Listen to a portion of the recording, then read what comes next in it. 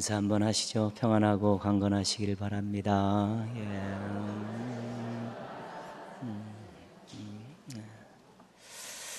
이번 주 요절은 우리 데살로니가전서 5장 16, 17, 18절이요. 또 많이 또 우리가 암송했던 것인데 다시 한번 암송하도록 하겠습니다. 항상 기뻐하라. 시작. 항상 기뻐하라. 쉬지 말고 기도하라. 범사에 감사하라. 이것이 그리스도 예수 안에서 너희를 향하신 하나님의 뜻이니라. 데살로니가전서 5장 16절에서 8절, 18절 말씀. 아멘. 신앙인들이 가져야 되고 보여주어야 될 세 가지 주제를 다루고 있는 요절입니다. 기쁨, 기도, 감사. 기쁨은 신앙인들의 중요한 삶의 모습입니다. 기도는 신앙인들의 중요한 신앙 태도입니다. 감사는 신앙인들의 중요한 신앙 고백입니다. 신앙인들이 그래도 믿지 않는 자들과 비교할 때 기쁨이 많고 또 충만해야 되고요.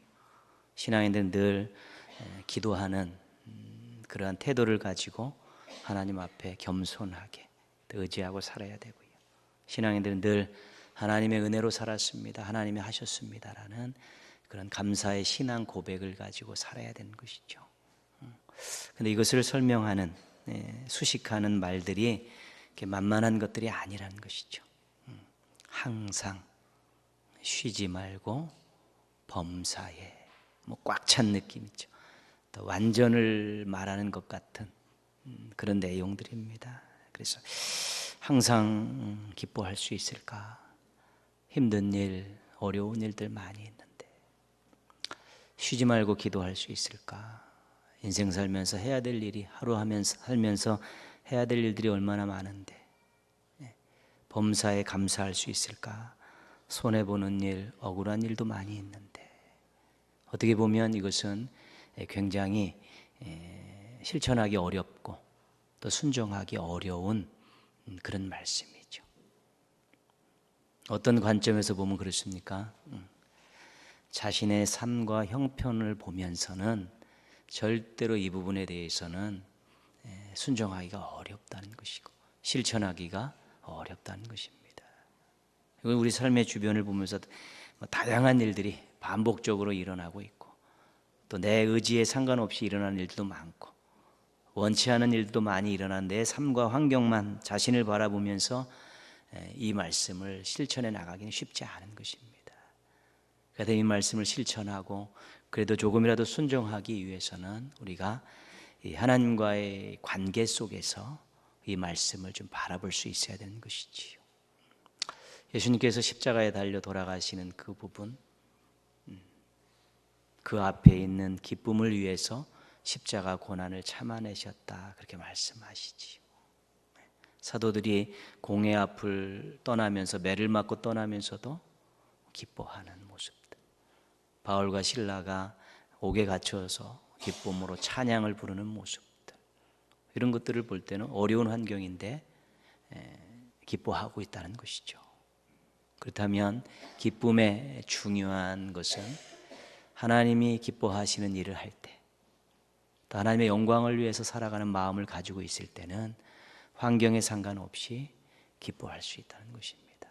내가 주 터졌는데도, 내가 옥에 갇혔는데도 그래도 기뻐할 수 있는 것은 이 일로 인해서 하나님이 기뻐하시고 하나님이 영광 받으신다는 믿음이 있기 때문에 기뻐할 수 있다면, 우리가 항상 인생의 목표를 하나님의 영광을 위해 두고 살지만 또 하나님께 기쁨을 드리는 삶을 살려고 노력하는데 그런 마음들을 잊어버리지 않고 어떤 일을 하든지 먹든지 마시든지 무엇을 하든지 또 하나님의 영광을 위해서, 내가 하나님의 기쁨을 위해서 한다라는 그런 마음을 가지고 삶과 신앙을 꾸려가게 되면 더 많이 기뻐할 수 있다는 것입니다.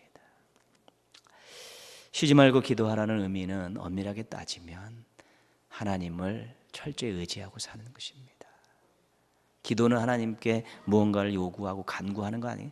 부족함을 채워달라고, 연약함을 강하게 하고 붙들어달라고 기도한다면 내 믿음 속에, 내 마음 속에 나 항상 하나님을 의지하고 삽니다, 만약에 그런 마음들이, 확신들이 아주 굳건하게 서 있으면 그 쉬지 말고 기도하는 것과 같은 것입니다. 기도를 통해 하나님을 의지하는 것이고 기도를 통해 하나님의 도움을 요청하는 것이라면 정말 마음속에 하나님 어떤 일이 있어도 하나님을 의지하고 살겠습니다라는 그러한 믿음의 뿌리가 굳건히 내려 있으면 뭐 쉬지 말고 기도하는 것과 마찬가지지요. 하나님께서 결과를 책임지신다는 확신이 있으면 감사의 제목들이 많아지는 것이죠. 이루어진 일들 감사하는 것 쉬운 일이죠. 그러나 앞으로도 하나님께서 내가 믿음으로 또 신실하게 살았던 내용이고 기도했던 내용이기 때문에 이루어 주실 것이라는 것에 대한 확신을 갖게 되면 또 이루어지지 않는 일들에 대해서도 우리가 또 감사할 수 있고, 지금 형편이 어려워도 하나님께서 만져주시고 해결해 주시고 더 나아질 것이라는 그런 믿음이 있으면 또 미리 감사할 수 있게 되는 것이죠. 그래서 얼마만큼 많이 하나님과의 관계를 돈독히 하느냐, 하나님의 영광을 위해서 하나님만 의지하고 하나님께서 약속하신 것을 이루실 것을, 기도한 것들을 응답해 주실 것이라는 그런 분명한 확신들을 우리가 점점 키워나가게 되면 형편과 상황과 환경에 관계없이 더 많이 기뻐할 수 있고 더 많이 하나님을 의지할 수 있고 더 많이 감사할 수 있게 된다는 것이죠. 항상 기뻐하고 쉬지 말고 기도하고 범사에 감사하는 것이 하나님의 뜻이라고 하셨기 때문에 이것은 순종해야 되는 것입니다. 어떻게 하면 순종할 수 있을까? 그럼 내가 정말 하나님 중심으로 하나님의 영광을 위해서 하나님만 의지하고 또 하나님의 약속을 이루어 주실 것을 믿고 그렇게 믿음을 조금씩 키워가며 하나님의 관계를 돈독히 해 나간다면 그래도 온전하진 않지만 우리가 이 항상 기뻐하고 쉬지 말고 기도하고 범사에 감사라는 이 하나님 말씀을 또 많이 순종하며 살 수 있는 것입니다. 물론 문제는 있습니다. 하나님의 영광을 위해서 살겠다는데 흔들림이 있으면 또 안 되는 것이고요. 하나님을 의지하지 않고 또 세상 것 의지하게 되면 또 실천하기 어렵고요. 또 하나님께서 약속한 거 이루시고 기도한 거 응답해 주신다는 것에 대한 확신이 결여되어 있으면 또 이 부분은 나가기는 어렵습니다. 그럼에도 불구하고 환경을 넘어설 수 있는 이 기쁨과 기도와 감사는 하나님과의 관계를 얼마만큼 돈독히 하고 깊게 하고 하나님을 얼마만큼 더 신뢰하느냐에 따라서 우리 순종 여부의 정도가 결정된다는 것입니다. 하나님과의 관계를 돈독히 하면서 이 말씀에 순종하기를 노력하십시오. 이 말씀에 순종하는 폭이 커질수록 기쁨과 능력과 감사가 넘치는 행복한 삶과 신앙을 경험하실 수 있게 될 것입니다. 모쪼록 하나님의 뜻인 항상 기뻐하고 쉬지 말고 기도하고 범사에 감사라는 이 하나님의 뜻을 순종하기 위해서 하나님과의 관계를 늘 새롭게 하고 돈독히 하는 가운데서 더 많은 기쁨과 또 더 많은 의지와 또 더 많은 감사를 하며 살아가는 행복한 성도들 되기를 주님의 이름으로 축복합니다. 여호수아가 죽은 이후에 또 사울 왕이 등극하기 전까지 시대를 사사 시대라고 합니다. 이 시대는 지정된 지도자가 없었습니다. 어떤 일이 생기면 하나님께서 한 사람을 불러서 그를 지도자로 세우셔서 나라를 지키게 하고 재판을 하게 했습니다. 일정 기간 동안에. 그 사람들이 바로 사사고, 사사기에는 이렇게 보면 12명 또 저렇게 보면 13명, 이 사사가 이렇게 다 이렇게 기록이 되어 있고 소개가 되어 있습니다. 어떤 사람들은 분량이 많고 어떤 사람들은 분량이 적고 그렇지만 하여튼 12명, 13명의 사사가 이렇게 소개되면서 사사기가 이렇게 내용들이 엮어져 갑니다. 우리가 사사기를 이해하려면 두 가지는 꼭 개념을 가지고 읽어야 되는데요.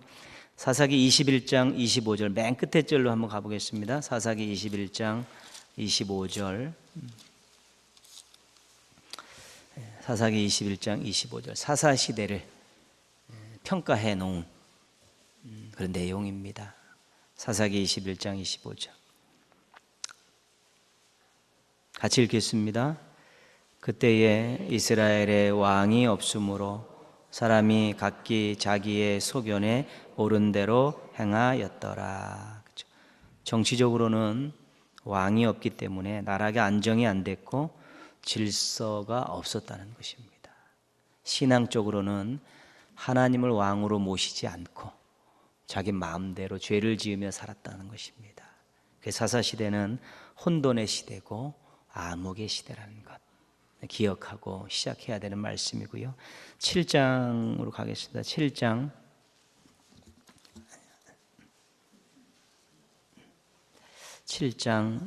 7절부터 9절까지요. 잠깐.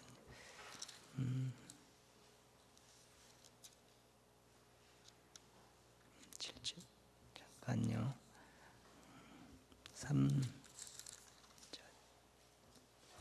3장 7절부터 9절까지 3장 7절부터 9절입니다. 이 말씀이 사사시대에 반복적으로 일어나는 그런 사건을 정리해 놓은 것이죠. 7절에서 9절까지 쭉 읽겠습니다. 이스라엘 자손이 여호와의 목전에 악을 행하여 자기들의 하나님 여호와를 잊어버리고 바알들과 아세라들을 섬긴지라. 여호와께서 이스라엘에게 진노하사 그들을 메소보다미아 왕 구산 리사다임의 손에 파셨으므로 이스라엘 자손이 구산 리사다임을 8년 동안 섬겼더니 이스라엘 자손이 여호와께 부르짖음에 여호와께서 이스라엘 자손을 위하여 한 구원자를 세워 그들을 구원하게 하시니 그는 곧 갈렙의 아우 그나스의 아들 온니엘이라. 네 가지 표현인데요. 7절에 보면 악을 행하여 그렇죠. 8절에 보면 진노하사 9절에 보면 부르짖음에 그다음 9절 뒷부분에 보면 구원하게 하시니 이렇게 됐죠. 그래서 악을 이스라엘 백성들이 행하니까 하나님이 진노해서 이방에 붙였습니다. 그때 이스라엘 백성들이 죽겠다고 하나님께 부르짖으니까 하나님께서 사사를 세워 구원하게 하셨다는 것이죠. 그런데 이 일들이 계속 반복되는 것입니다. 반복된다는 것은 우리가 뒤에서부터 시작하면 하나님의 은혜로 구원을 받았습니다. 그런데 또 악을 저지르는 거죠. 그러니까 또 이방의 손에 또 붙이시니까 또 살려달라고 막 부르짖으니까 또 사사를 세워서 또 구원하니까 또 세월이 흐르면 또 악을 저지르고 이것이 계속 사사 시대 때는 반복됐다는 것이죠. 사사가 설 때마다 그런 일이 있었다는 것이지요. 그러니까 결국은 죄를 근절하지 못하고 반복해서 죄를 짓는 악한 시대가 바로 사사 시대였다는 것입니다. 그러면서 그 속에서 하나님의 구원의 은혜는 계속되고 있는 것입니다. 잘못했습니다. 살려주십시오. 그러면 또 구원하시고요. 또 배반하고 또 악을 저지르고 그러면 또 한번 진노하셨다 살려달라 그러면 또 구원해 주시고 하나님의 은혜가 보석같이 사사시대 때는 암흑의 시대에 하나님의 은혜가 빛과 같이 혼돈의 시대에 하나님의 은혜가 보석과 같이 그렇게 박혀있는 그 말씀이 사사시대의 말씀이고 사사기는 그런 관점을 가지고 읽으면 되고요. 사사기 뒷부분에 가면요 요즘에 일어나는 추악한 일들이 그대로 다 적나라하게 소개가 되어 있습니다. 별의별 일들, 사악한 일들이 사사시대 뒷부분에 굉장히 많이 소개되어 있죠. 오늘날 다 일어나는 일들입니다. 그러니까 인간들이 사는 곳에는 늘 죄는 끊이지 않습니다. 얼마만큼 하나님을 믿고 의지하고 그 은혜에 감사하면서 사느냐가 중요한 것이죠. 죄 자체가 근절되는 시대는 없습니다. 인간 자체가 사악하기 때문에 저리지는 일들이 계속 반복됩니다. 시대마다. 더 악랄해지면 악랄해지고 더 깊어지면 깊어지지 나아지는 것들은 별로 없습니다. 그런 시대가 사사시대였고요. 오늘은 우리가 기드온이라는 사사를 한번 살펴보려고 합니다. 역시 악을 행하니까 미디안에게 하나님께서 7년 동안 이스라엘을 이제 푹 붙이시죠. 그때 이스라엘 자손이 너무 힘드니까 하나님께 이제 부르셨습니다. 그러니까 하나님께서 그때 세우신 사사가 기드온입니다. 부르심을 받을 때 기드온의 모습이 6장 11절에 소개가 되어 있는데요. 6장 11절 보시면 중간 정도 내려가시면 6장 11절에 마침 요아스의 아들 기드온이 미디안 사람에게 알리지 아니하려 하여 밀을 포도주 틀에서 타작하더니, 그렇죠? 몰래 숨어서 포도주 틀에서 밀을 타작하던 그 기드온을 지금 하나님께서 찾아가시는 것입니다. 조금 좀 미디안 사람들이 두려워서 좀 숨어 있는 그런 모습들이죠. 숨어서 포도주 틀에서 밀타작을 하고 있는 지금 기드온을 하나님께서 사자를 보내서 찾으시는 것이죠. 기드온이 이렇게 이야기합니다. 사자에게 여호와께서 우리와 함께 계시면 어찌하여 이 모든 일이 우리에게 일어났습니까? 하나님이 우리와 함께 계신다고요? 하나님 우리와 함께 계시면 어떻게 우리가 미디안에게 이렇게 나라를 빼앗기고 고통을 당합니까? 아주 항변하듯이 하나님 함께 하심을 의심하는 그런 말투로 사자를 대합니다. 여호와께서 우리를 버리사 미디안의 손에 우리를 넘겨주셨나이다. 하나님께서 우리를 버리셨습니다.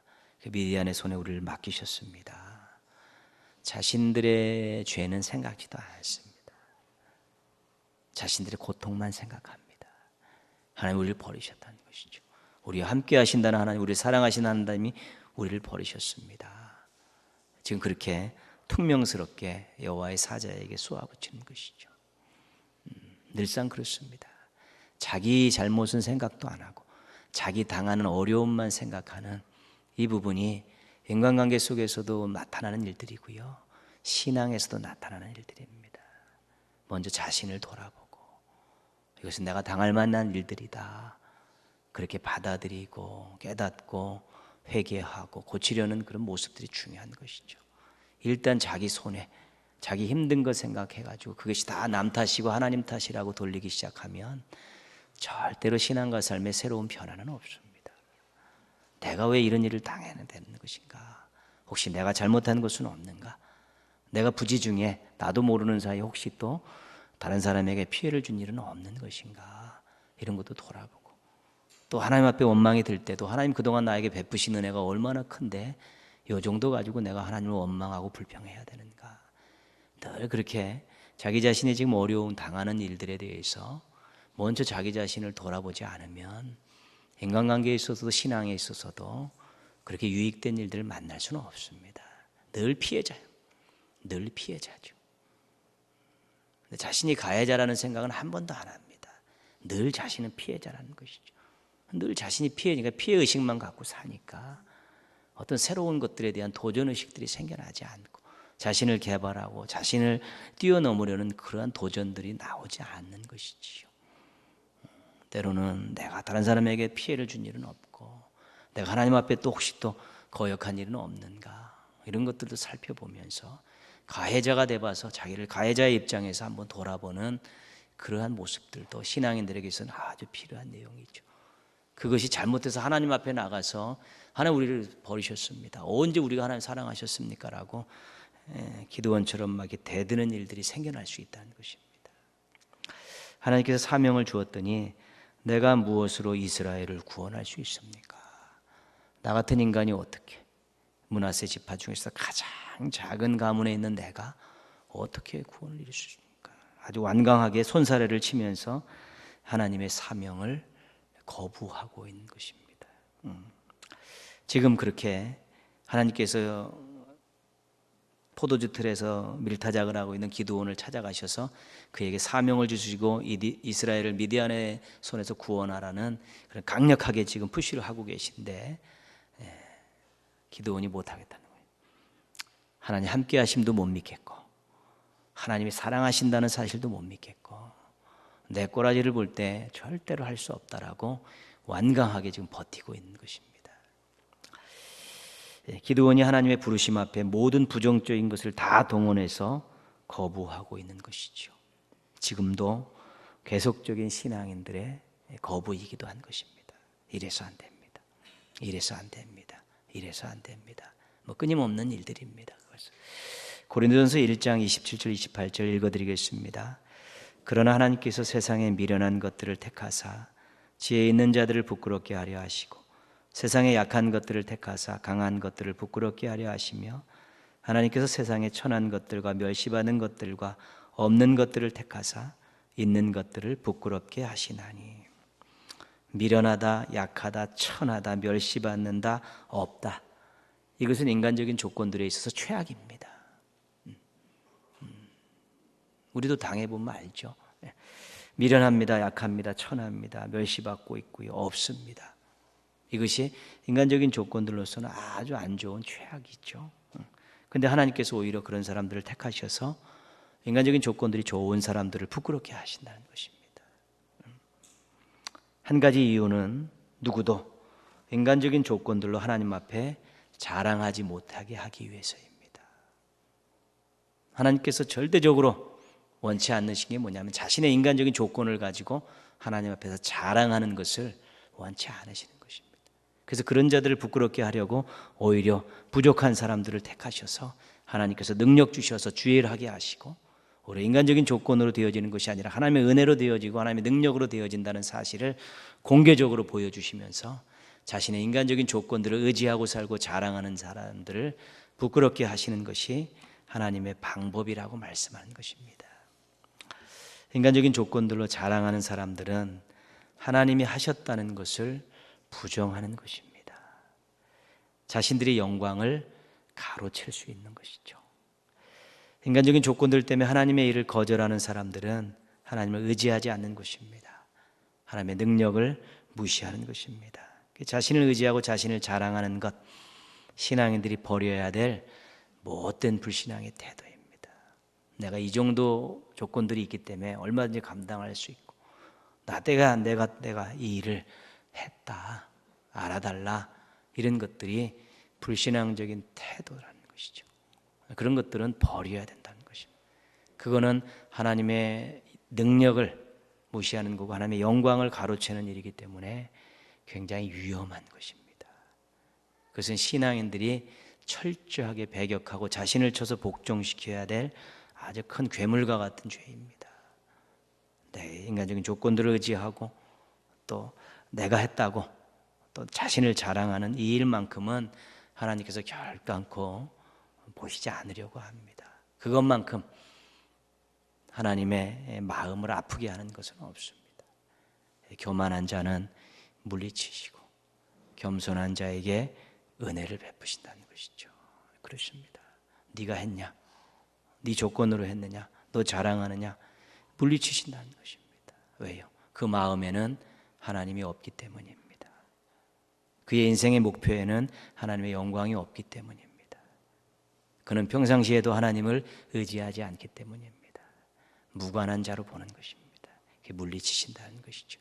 교만이 얼마나 무서운 거냐면 하나님이 무관한 자로 보신다는 거예요. 너는 나랑 무관하다. 나를 의지하지도 않고 내 영광을 돌리지도 않고 나랑 무관한 것 아니냐. 네 것 가지고 네가 자랑하면 네가 영광 챙기는데 나랑 무슨 상관이 있느냐. 교만한 사람은 물리치시 나랑 상관이 없다. 선을 그시겠다는 것이기 때문에 조심하셔야 되는 것이죠. 자신을 의지하고 자신을 자랑하는 일만큼은 철저히 경계해야 되는 것입니다. 하나님을 의지하고 하나님을 자랑하는 것이 신앙인들의 평생의 태도가 되어야 되는 것이죠. 이 두 싸움, 평생의 싸움인 것입니다. 기울기가 왔다 갔다 시소 게임을 하는 이 싸움이 되어야 되는 것이죠. 그러나 하나님 영광이라는 하나님의 의지라는 것에 무게를 더해 갈수록 나 자신을 의지하고 자신을 자랑하는 것들이 도저히 이것을 누를 수 없을 정도까지 완전히 70-80% 눌러놔야지만이 그때부터 무언가 주님을 위한 새로운 일들을 할 수 있게 되는 것입니다. 그렇지 않으면 계속 이게 시소하면 이걸로 인해서 맨날 갈등하고 고민하게 되는 것이죠. 성경에도 끊임없이 하나님을 의지하고 하나님을 자랑하라고 그렇게 말씀하고 있습니다. 이 말씀 기억하시면서 자기를 의지하고 자기를 자랑하는 일들은 인생에 있어서 딱 근절하고 다시는 고개 못 들도록 완전히 눌러놓으셔서 이제 하나님 영광을 위해 살아가는, 하나님 철저히 의지하고 살아가는 멋진 신앙인들 되기를 부탁드리겠습니다.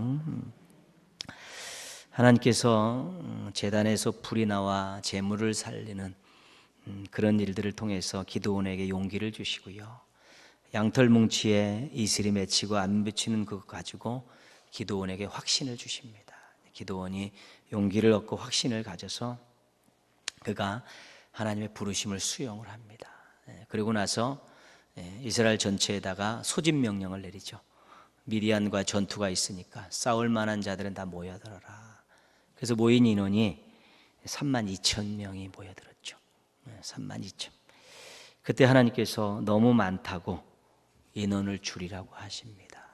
첫 번째 인원 감축의 조건은 뭐였냐면, 마음에 두려움이 있는 사람들은 돌아가라, 그였었죠. 마음에 두려움이.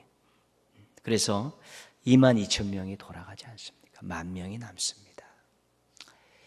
군대에 있어서 두려워하는 자가 있으면 군 전체의 사기에 문제가 있습니다. 이 전염병 같은 것입니다. 한 사람이 벌벌 떨기면 옆에 사람들 다 사기가 꺾여서 떨어지는 것이죠. 특히 이스라엘 군대는 정규군이 아니라 신앙의 군대입니다. 그 때문에 두려움을 갖는다는 것은 하나님에 대한 신뢰가 부족하다는 것입니다. 그렇게 될 때는 이것이 문제가 발생하는 것이죠. 그래서 먼저 첫 번째 제외된 인원들은 두려워 떠는 자들입니다. 22,000명이 두렵다고 도망가게 됐죠. 신앙 공동체 안에서도 마찬가지입니다. 신앙 공동체 안에서 특별히 부정적인 생각과 말들은 신앙 공동체에 악영향을 끼칩니다. 왜냐하면 부정적인 생각과 말들은 불신앙에서 나온 것들이기 때문에 그렇습니다. 이것은 전염병이 있습니다. 전염력이 있어서 누가 이렇게 부정적인 생각과 말들을 쏟아내면 사람들의 마음을 헤집어 놓게 되고 전부 낙심하고 부정적으로 얼룩지게 되어 있는 것입니다. 두려움도 전염성이 있고요, 부정적인 말과 생각도 전염성이 있습니다. 불신앙적인 요소들을 가지고 있는 것들은 항상 전염성이 있습니다. 그런데 신앙적인 요소들은 그 전염성이 이렇게 강하지 않습니다. 이상하게 그렇습니다. 근데 부정적인, 불신앙적인 요소들은 전염성이 굉장히 빨리 퍼져가는데 신앙적인 요소들은 그렇게 쉽게 전이 안 됩니다. 누가 저런 일을 하면 나도 해야겠다 막 이런 의지들이 발동되지 않습니다. 신앙적인 요소들은 의지가 발동하면서 받아들이는 것인데, 불신앙적인 요소들은 자기 의지와 상관없이 젖어들게 되어 있습니다. 그 전염이 빠르죠. 신앙적인 요소들은 자기가 의지를 가지고 나도 그렇게 해야겠다, 그렇게 해야지 자기에게 영향이 있습니다. 그러나 불신앙적인 요소들은 가만히 듣고만 있어도, 보고만 있어도 자기 자신에게 이렇게 이슬이 내듯이 찾아 젖어들게 되기 때문에 굉장히 전염성이 강하게 되는 것입니다. 자신의 생각과 말이 교회와 성도들에게 영향이 있다는 것 인식하고 살아야 되는 것입니다. 말조심하고 살아야 되는 것이죠. 불쑥불쑥 내뱉는 부정적인 말들, 불신앙적인 말들이 다른 사람들 신앙에 타격을 준다는 생각들을 가지고 있어요. 덕을 끼치는 말을 하려고 심사숙고해서 정말 신앙적인 말들을, 사람들에게 용기와 희망을 주고 위로를 주는 말들을 자꾸 많이 하게 될 때 신앙 공동체가 긍정적으로 또 건강하게 성장할 수 있게 되는 것입니다. 말 한마디가 사람을 죽이기도 하고 살리기도 하고, 말 한마디가 사람들의 신앙의 사기를 꺾기도 하고요, 또 사람들이 용기 100배에서 일어나기도 한다는 사실을 기억할 수 있어야 되는 것이죠. 두려워 떠는 자는 돌아가라. 22,000명이 돌아가지 않습니까? 10,000명만 남았는데 또 인원 줄이라고 하지요. 물 먹여라. 손으로 불고 핥아 막는. 왜 그러는지 이유는 없습니다. 성경에 왜 물을 이렇게 떠먹는 사람을 골라내라는 그 이유는 없습니다. 하여튼 그렇게 해서 300명으로 이제 줄이지 않습니까? 300명이면 100분의 1입니다. 100명이 왔는데 한 명만 남겨놓은 것이죠. 이 파격적인 병력 감축이 바로 미디안 군대들이 바라보는 그 반대편에서 일어난 것입니다. 미디안 군대들이 진을 치고 있는데 그 앞에서 3만 2천 명이 모였는데 막 2만 2천 명이 돌아가고 막 다 돌아가 300명만 남아 있는 것이죠. 그 미디안 군대 적군을 앞에 두고 했던 이 파격적인 병력 감축이 정말 얼마나 이렇게 대단한 일인지 모릅니다. 기드온과 백성들이 어떤 생각을 하고 있었을까? 12절 말씀 조금 내려오시면요. 7장 12절 말씀 좀 내려오시면요. 미디안과 아말렉과 동방의 모든 사람들이 골짜기에 누웠는데 같이 읽겠습니다. 메뚜기의 많은 수와 같고 그들의 낙타의 수가 많아 해변의 모래가 많음 같은지라. 그들은 비교도 되지 않죠. 3만 2천 명 가고도 안 되는 싸움인데 300명으로 줄여놓고 있으니까요. 어떤 감당할 수 없는 그런 것이지요. 하여튼 근데 기드온과 백성들이 어떤 생각을 가지고 있든 상관없이 하나님께서 말씀하십니다. 7절 말씀이죠. 오늘 읽었던 말씀이죠. 여호와께서 기드온에게 이르시되, 같이 읽겠습니다. 내가 이 물을 핥아먹는 300명으로 너희를 구원하며 미디안을 내 손에 넘겨주르니 남은 백성은 각각 자기의 처소로 돌아갈 것이니라 하시니. 하나님께서 충분하시다는 것이죠. 너희들을 구원하는데 충분하고 미디안 군대를 격파하는데 충분하다, 그렇게 말씀하시는 것이죠. 왜 300명이 적냐? 내가 이 병력 가지고 너희를 구원하겠다. 이 병력 갖고 미디안과의 싸움에서 승리를 안겨주겠다. 이것이 하나님께서 기드온에게 주셨던 말씀입니다. 믿을 수 있는지 없는지는 모르죠. 그렇지만 그게 하나님 방법. 메뚜기같이 해변의 모래와 같이 새카맣게 적진이 그렇게 병력들이 대규모로 지금 쳐들어온 상황에서 300명 가지고 내가 너희를 구원하겠다, 내가 이 싸움을 승리로 이끌게 해주겠다, 그렇게 말씀하고 있는 것이 지금 이 대치 국명입니다. 이렇게 하신 이유가 있습니다. 7장 2절 말씀 좀 앞으로 가시면 아까 한번 봤는데요. 7장 2절 말씀. 여호와께서 기드온에게 이르시되 너를 따르는 백성이 너무 많은즉 내가 그들의 손에 미디안 사람을 넘겨주지 아니하리니. 같이 읽겠습니다. 이는 이스라엘이 나를 거슬러 스스로 자랑하기를 내 손이 나를 구원하였다 할까 함이니라. 하나님께서 교만하지 않게 하기 위해서 그랬다는 것이죠. 승리는 결정이 되어 있습니다. 하나님께서 하시는 일이니까요. 3만 2천 명 가지고도 승리하고 300명 가지고도 승리하는 것입니다. 근데 3만 2천 명을 300명으로 줄인 이유는 이스라엘 백성들이 죄를 짓지 않게 하기 위해서 그렇습니다. 우리가 잘해서 힘이 있어서 이겼다, 이따위 소리 하지 못하도록 아주 100분의 1로 팍 줄여놓은 것입니다. 그것이 승리는 결정되어 있는 거예요. 하나님이 3만 2천 명을 가지고 300명을 가지고도, 아니 한 명을 가지고도 승리하시는 것입니다. 근데 3만 2천 명을 300명으로 줄인 이유는 교만하지 말라고요. 죄를 짓지 말라고 하나님께서 그렇게 배려를 하신 것입니다. 역대하 25장 8절은 이렇게 말씀합니다. 하나님은 능히 돕기도 하시고 패하기도 하시나이다. 역대하 16장 9절입니다. 여호와의 눈은 온 땅을 두루 감찰하사 전심으로 자기에게 향하는 자를 위하여 능력을 베푸시나니. 하나님만 의지하고 믿게 하기 위해서 그런 것입니다. 300명 갖고 어떻게 싸웁니까? 이제 하나님밖에 바라볼 수가 없는 것입니다. 철저하게 하나님만 믿고 의지하게 하기 위해서, 교만하지 않게 하기 위해서 하나님께서 병력을 감축시키신 것입니다. 믿음은 무엇입니까? 하나님께서 하신다는 확신입니다. 하나님께서 약속을 이루신다는 확신입니다. 그래서 믿음이라는 것은 자신을 보지 않습니다. 자신의 조건을 보지 않습니다. 하나님의 능력 많으신 하나님을 바라보고 의지하고 하나님이 주신 약속의 말씀을 의지하고 하나님이 기도에 응답하실 것을 기다리는 것입니다. 믿음의 시선은 하나님께 가 있습니다.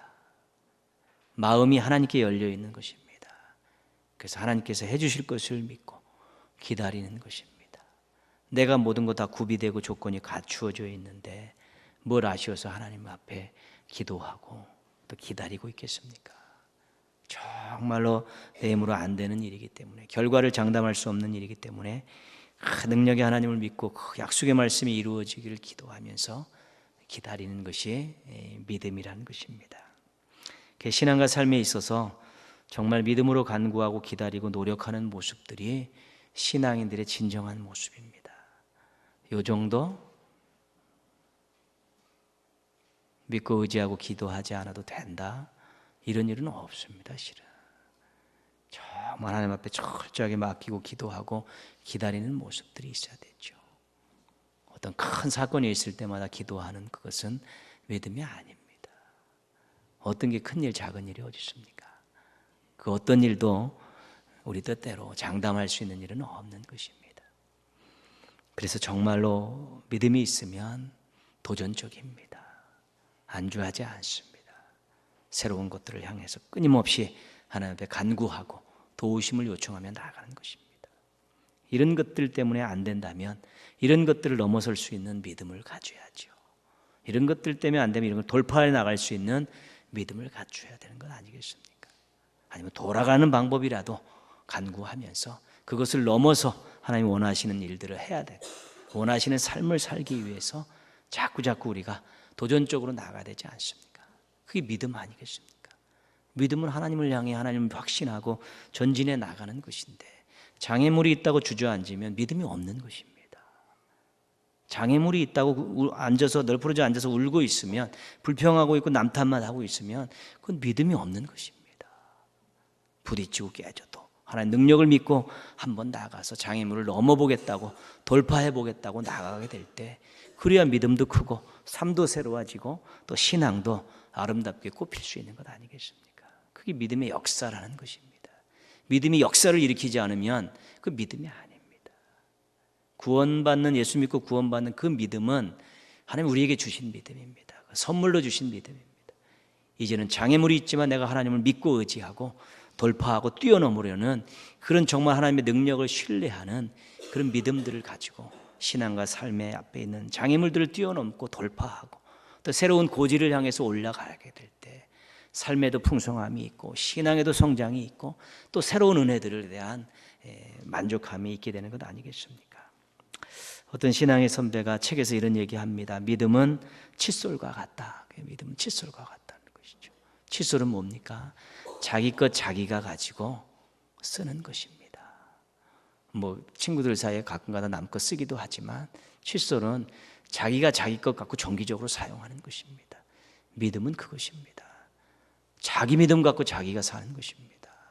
다른 사람 믿음 빌려 쓸 수 없습니다. 그 사람이 믿음으로 기도해 주면서 도울 수는 있을지 몰라도 어떤 일들을 헤쳐나가고 자기 인생과 신앙을 펼쳐감에 있어서는 자기 믿음 갖고 자기가 나가야 되는데, 그럼 내 믿음이 크냐, 강하냐, 좋냐, 거기에 대한 사모함이 있어야 되지 않습니까? 인생 살면서 내가 집도 좀 넓혀가고 차도 좀 사가고 삶의 질도 높여간다는 그런 목표들도 있지 않습니까? 그래서 우리가 그 같이 축하해주고 예배드리고 감사하고 그러지 않습니까? 더불어서 내 믿음이 지금 요 정도인데 이렇게 키우고 싶고 더 강해지고 싶다라는 그런 열망들을 좀 가지고 어떻게 하면 내 믿음을 크게 하고 어떻게 하면 내 믿음을 강하게 해서 내가 장애물들을 극복해서 하나님 앞에 더 좋은 모습으로 살고 더 좋은 모습으로 영광 돌릴까, 이런 것에 대한 좀 도전의식도 있고 또 거룩한 욕심도 좀 갖고 그렇게 살아야 되지 않습니까? 어떤 작은 일들이 있을 때 그래서 해결하기 위해서 삶에 막 노력하고 고민하고 그러지 않습니까? 이 문제 어떻게 할까? 경제적인 문제들이나 또 삶의 문제들, 이런 것들을 막 고민하고 막 그렇게 하는데, 내 믿음이 정말 크고 강해서 신앙과 삶의 새로운 역사들을 일으켜야 된다라는 그런 것들에 대해서는 계획도 없고 고민도 없고 처절하게 도전하는 것도 없으면 삶의 신앙에 변화가 없는 것입니다. 변화가 없으면 맨날 안주만 하게 되는 것이죠. 안주하면 하나님께 영광 돌릴 일들을 계획할 생각도 들지 않습니다.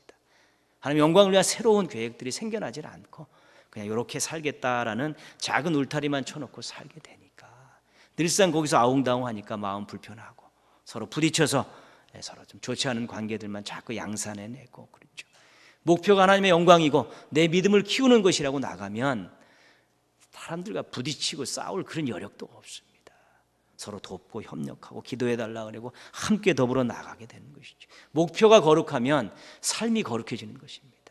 목표가 거룩하지 않으니까 삶이 지저분해지는 것이고 자꾸 문제들이 자꾸 생겨나고 사람들끼리 부딪히는 문제 생겨나고 또 세상적인 일들에 찾아 들어오는 유혹 앞에서 쉽게 무릎 꿇는 그런 일들이 계속 일어나게 되는 것이죠. 7장 25절 마지막 말씀 한번 살피고 마무리하겠습니다.